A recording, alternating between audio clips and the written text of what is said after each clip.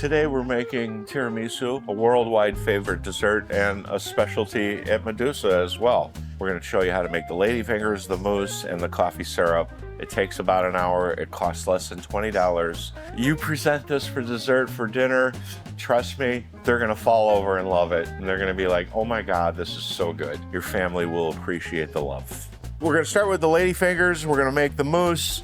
We're going to build some tiramisus. I've had these eggs sitting out because I like to use warm eggs when I'm making a mousse. I like to use the shell to cut the white off when they're warm.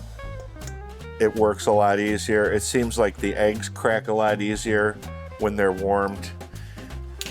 The whites whip up quicker and fluffier when it's warm. So yeah, I don't want to really touch my hands too much to the egg because the oil from my hands will affect the volume that I get out of my egg whites. And if by chance, see that little piece of yolk that got in there? My German chef from chef school used to call, no little goldfish in the whites. So you take your egg white and you just scoop it up like that. Because it's warm and because the egg shell is sharp, it's easy to get. So no little goldfish in your egg whites. The ladyfinger recipe is really easy to make. It's just a fancy name for sponge cake. 4 ounces of sugar for the yolks and 4 ounces of sugar for the egg whites. And we're gonna get this going, and we don't wanna start adding the sugar until the whites start to get a little cloudy and start foaming up. You can get a picture of it now, Zach, see it? And when you do add the sugar, you add it in a really gentle, slow stream. And by doing that, you allow the sugar to melt right away. And it's not granular. You just add that sugar very slowly. It'll take me about, 20, 30 seconds to get that sugar in. But I want to ensure that that sugar melts. While we're waiting for that to come to a stiff peak, I'm going to take my 2 cups of flour, 4 tablespoons cornstarch, 1/4 teaspoon of salt, and I'm going to sift that. You can do it on a piece of paper if you want, but what that does is takes out all those big chunks of sugar, breaks up the cornstarch, makes everything nice as a fine powdery mist.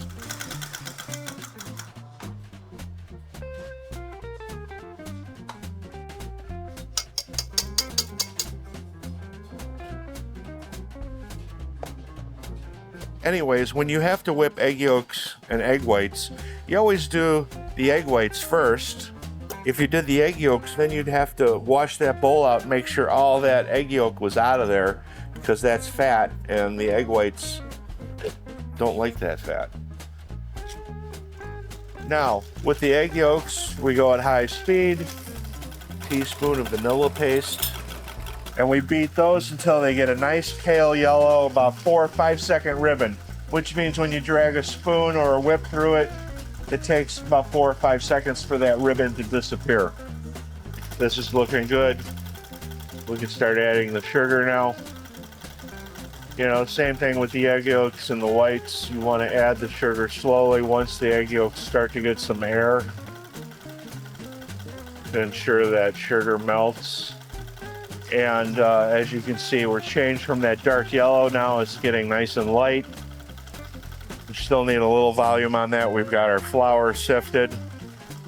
And what's nice about the ladyfinger dough is we can do everything in this mixing bowl when we're done.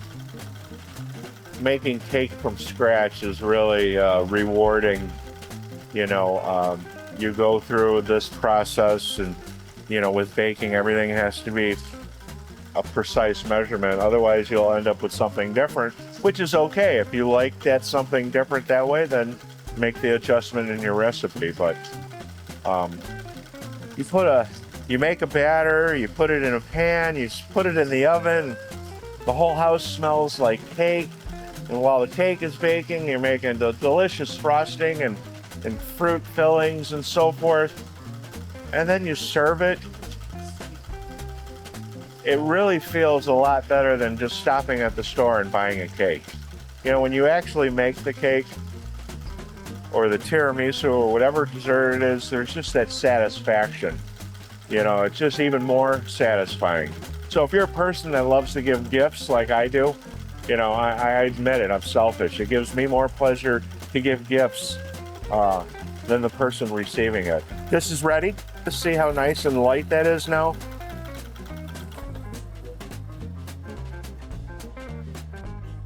Okay, so now to the egg yolks, we're gonna add the egg whites, and we're gonna fold those in, you know, from the side, across the bottom.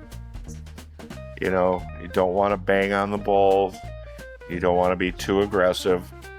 Okay, that's 90% mixed in. So now we'll add about half of our flour and cornstarch and salt. And we use that same motion, scraping the sides, coming across the bottom. You know, see how light and nice that looks. We'll add the rest of our flour. Get rid of that. You know, notice how I got the bowl tilted. You know, don't be impatient. It'll all come together. You know, you scrape the sides. You know, you keep that air in there. You don't want to knock all that air out. You know, a little bit of lumpy is okay. You just don't want to see any more white streaks of flour. Okay, so now we'll put this in our pastry bag. And if you're doing this by yourself, putting it in a container is a great helper. But if you got your kids helping you, which I encourage, they can hold the pastry bag. And they can pipe the ladyfingers. They don't have to be perfect because they're going into a layered mousse. Crimp it at the top right away. You know, I've cut about a 1/2 inch. And it's kind of like piping out eclair shells. You kind of lay it out there and then pull back. You can make these any shape. You can do circles if you have a round glass dish you want to put them in. See how nice and airy that batter is? And again, you don't have to be perfect, okay? That's what makes cooking genuine. You know, it's always just a little bit different. I've been cooking for 45 years professionally, and every time I make these, it's just a little bit different. It really has a lot to do with how you're feeling that day, who you're cooking for. And then we have powdered sugar we sprinkle on top. This gives us our nice crust. We bake these in a 350-degree oven for about 14-15 minutes. And you take them off the sheet pan when they're warm. They come off a little bit easier when they're warm. Make sure you put a nice coating of powdered sugar on them and get them in the oven. Don't forget to set a timer. Now we're gonna make the mousse. This is mascarpone cheese. I got 1 pound. I let this sit out a little bit so it could soften up because it's a lot easier to work with. 2 ounces of Myers rum, tablespoon of vanilla bean paste, 1/4 teaspoon of salt. You know how we always add a little bit of salt to our sweet desserts so they're not flat. You know, they have a better depth of flavor. It kind of brings out the vanilla and the rum, and it just helps stimulate your taste buds. Okay, so now again, we're going to separate eggs. We need the clean bowl. Again, I'm using the warm eggs. I'm using the shell to cut the white. I tap it with my finger right on the edge of the shell there. This recipe I got from the Culinary Institute of America in New York back when I went there in 1980. And I've been using this recipe ever since. You know, we had chefs from around the world there teaching. You know, I had a Swiss chef for chocolates. I had a German chef for baking. I had another German chef for soups and sauces.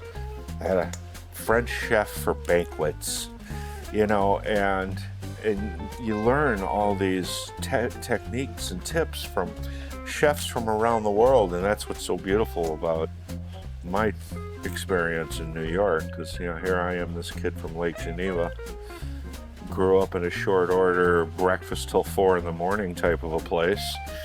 Made a great sandwich, had a great restaurant, which really helped me in my schooling. How to prep, how to be ready to go, how to be set up, how to be organized. Okay, so we're gonna get the whites going first. And we're gonna put half a cup of powdered sugar. When we did the egg whites for the cookies, we used granulated sugar. For the whites, we used powdered sugar, so we didn't have to sprinkle it in slowly. The reason for this is, I'm guessing, is that this sugar is more soluble and works better for the mousse. The granulated sugar works better for the cake, but that's just my guess if I were to guess. We're gonna do a half a cup of powdered sugar with the egg yolks. We're gonna need 2 cups of heavy cream for this, so we'll get that done. These are the cookies that I made this morning. These are kind of big. I mean, if we wanted to, we could cut them in half. They're so tender and delicate, I don't think it's necessary, but I do want to cut one to show you. It's just beautiful. Okay, as you can see, our egg whites came up really quick.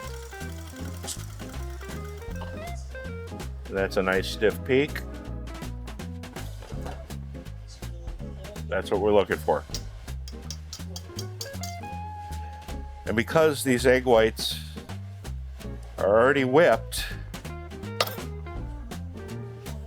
it's okay if this spatula touches them, because we've already done our whipping and we've already gotten our air incorporated into those egg whites. So it's okay to use that spatula now. The work has already been done. So we get our 6 egg yolks, half a cup of powdered sugar, and we get that going. And we want to do the same thing we did for the cookies. We want that to be a nice light yellow 5-second ribbon. Essentially, what we're making is how we make chocolate mousse. You know, we have melted chocolate and butter, and then we would be adding a sabayon. But for chocolate mousse, we would be whipping this over a double boiler, so we would be cooking it. But we would also have egg whites and whipped cream. And what's nice about tiramisu is it sometimes can be used as a semi-freddo, which is a frozen mousse, sometimes ice cream and mousse. So, you know, if you're just 2 people and you're making this recipe, which would give you, you know, 2 to 4 servings and maybe 1 big pan for a special dinner, you can freeze it and serve it frozen. That's nice about tiramisu. But if you're making them from scratch like this, the shelf life on them is about 3 days. You don't want to go more than 3 days, because then you'll start losing the air. You know, the bubbles are going to start bursting slowly and it's going to get wet. And tiramisu is really great the day it's made. You know, you make it in the morning and you eat it in the evening. So as you can see, the egg whites are about halfway there. And then we're going to whip some heavy cream. And then we're going to start building these things. I made 8 tiramisus today for the show so I could show you a finished one. And it took me maybe 45 minutes total. So, you know, less than an hour. You know, I've got $20 in ingredients here, including the alcohol and the eggs and the cheese, you know, flour, sugar, a little bit of heavy cream. You know, you're looking at $2 to $3 a portion. You know, in a restaurant, you'll pay 7 or 8 or 9 because you have to pay a pastry chef to make them. This is a dessert that you can make a day ahead of time, and it really serves well the next day. And it's also a dessert you can freeze as a different option. You know, a nice hot summer night with a glass of champagne and tiramisu that's got that coffee and that frozen mousse. I know why it's popular, because it's delicious. You know, after dinner you get that coffee thing and you get that cream fix and a little bit of sweetness, and it's light and airy, so it's not heavy like cheesecake. Okay, Zach, take a peek here where we're at, where we want to be. This will now go into our mascarpone. And the whipped cream doesn't get any sugar or vanilla or anything. All that has already been taken care of. And when you're whipping cream, you don't want to start full blast right away. You want to go about 3/4 and let it start to get thickened up and then hit it into high gear. So while that's happening, we're going to fold our mascarpone with our whipped egg yolks. We've got our Myers rum in here, some vanilla, just a touch of salt. Now we're going to add our egg whites, tilt the bowl, fold from the sides across the bottom. Keep this as light and airy as we can. If you're using cold mascarpone, it'll even stiffen up even better. You don't have to go until all the egg whites are gone because you still got the whipped cream to fold in and you don't want to knock any air out. Okay, you can see how this is starting to get the thickness of light pancake batter. Now we can, oh, sorry, I guess we can't. We're not ready yet. I'm going to show you how to make a single. And then I didn't have here at the restaurant a glass dish. I have many of them at home, but I just forgot to bring it. So I'm going to use this clear dome lid.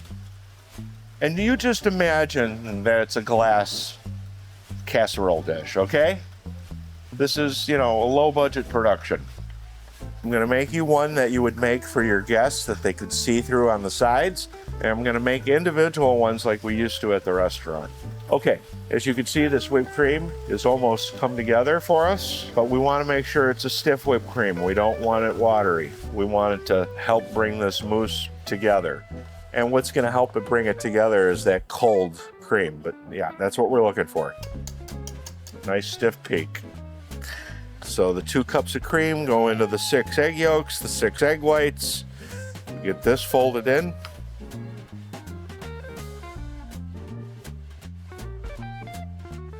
Okay, so that's that. Now, the coffee syrup. 4 ounces of dehydrated coffee, 3.5 ounces of sugar, 2 ounces of Kahlua. I fill the rest with hot water. So you got a quart of coffee syrup now. And this is something that you can do ahead of time and have it ready. You know, you want it room temperature or cold. All right, now to assemble these, we want to soak our ladyfingers on a separate pan and be generous. We'll let that juice get on the sheet pan there, and you know, look how absorbent that cookie is, but it still holds its shape.